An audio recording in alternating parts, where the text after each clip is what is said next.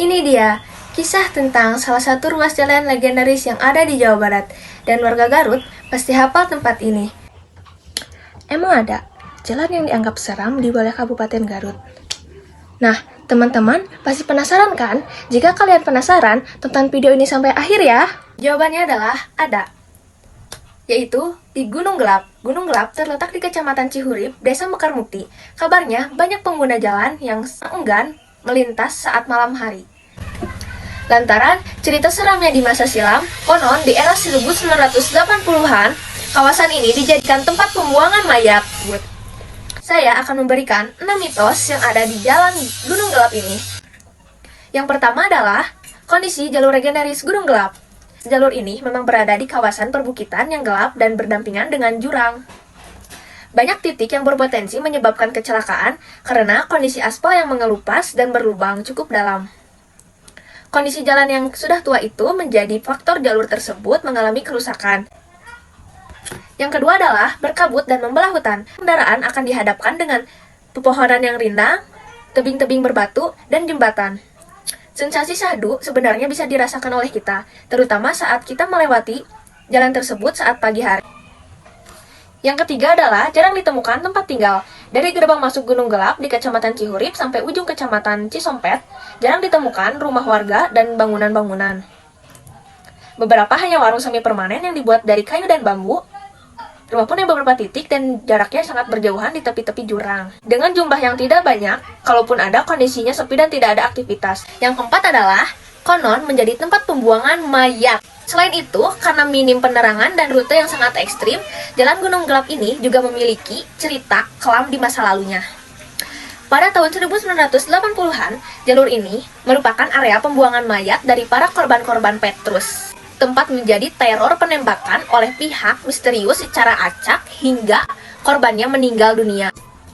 Cerita yang kelima adalah jadi tempat hadirnya Raja Prabu Siliwangi. Kemudian cerita ini melekat di Gunung Gelap karena hadirnya Raja Prabu Siliwangi yang merupakan pemimpin kerajaan Pajajaran di abad ke-15 silam. Konon, ini terkait dari penamaan Gunung Gelap di kata gelap yang sebenarnya bukan artinya adalah bukan tanpa cahaya, melainkan dari kilatan petir dalam kepercayaan setempat. Raja Prabu Siliwangi pernah melakukan pertarungan dengan seorang jawara yang hebat dan yang sangat sakti, adalah Prabu Kian Santang, anak dari Prabu Siliwangi. Diceritakan bahwa keduanya memang bertentangan soal keyakinan. Prabu Kian Santang diketahui memeluk agama Islam, sedangkan Prabu Siliwangi, ia masih mengakui ajaran Hindu. Ketika keduanya bertarung, kemudian muncul kilatan cahaya dan petir yang sangat besar sampai sekarang. Warga meyakini jika muncul kilatan cahaya petir ini, pertarungan kembali dilanjutkan. Cerita yang terakhir adalah cerita yang keenam, yaitu jadi tempat munculnya siluman buaya. Mitos ini melekat dengan jalur Gunung Gelap, yakni siluman buaya. Siluman buaya menempati sungai-sungai yang ada di sana. Konon, terdapat siluman buaya ini banyak ditakuti oleh warga setempat. Dan dipercaya juga buaya ini akan muncul ketika seseorang melempar batu ke arah sungai tersebut. Dari rumor yang beredar, barang siapa yang melempar batu dari jembatan, maka dia berniat akan melamar siluman buaya tersebut. Saya akan memberikan dan membahas sedikit dari pengalaman saya saat melewati jalur Gunung Gelap. Jadi guys, menurut saya, percaya atau tidak percaya kepada cerita mitos adalah pilihan kita pribadi sendiri. Ketika kita mempercayai dan memutuskan untuk mempercayai cerita mitos adalah bagian dari warisan budaya kita sendiri. Mitos juga dapat memberikan makna dan tujuan. Dan yang paling penting, ketika memahami konteks dan makna di balik cerita mitos ini, serta tidak menggunakan tindakan kepada hal-hal yang negatif. Akan tetapi, saya mempercayai akan cerita ini. Karena saya sendiri selalu merasakan ketika saya melewati jalan ini, terasa vibes yang berbeda. Maksudnya, saat saya pulang kampung, dengan daya tempuh perjalanan saya, dari Bandung ke Garut itu perjalanan 5 jam.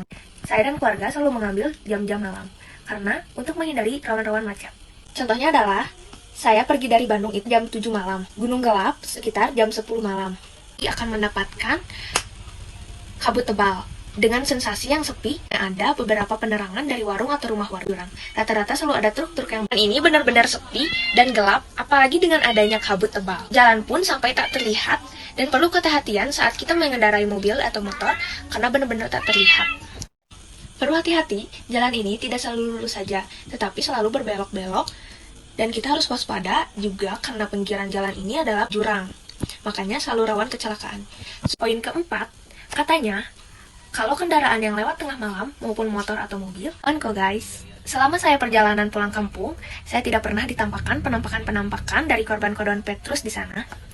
Tapi untuk vibes dan hawa yang agak menakutkan dan agak berbeda itu akan selalu terasa saat saya melewati jalur Gunung Gelap. Poin 5 dan 6, saya akan mempercayai cerita itu karena saya juga diceritakan oleh nenek dan kakek saya. Sekian cerita singkat dari saya tentang mitos Jalan Gunung Gelap yang ada di Kabupaten Garut.